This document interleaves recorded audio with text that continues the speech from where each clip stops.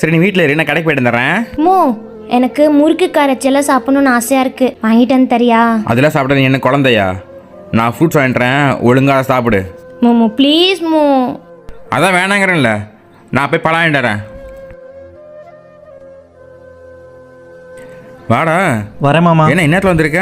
இன்னைக்கு office leave, அதான் அக்கா சரி, பார்க்கலான்னு வந்தேன் மாமா.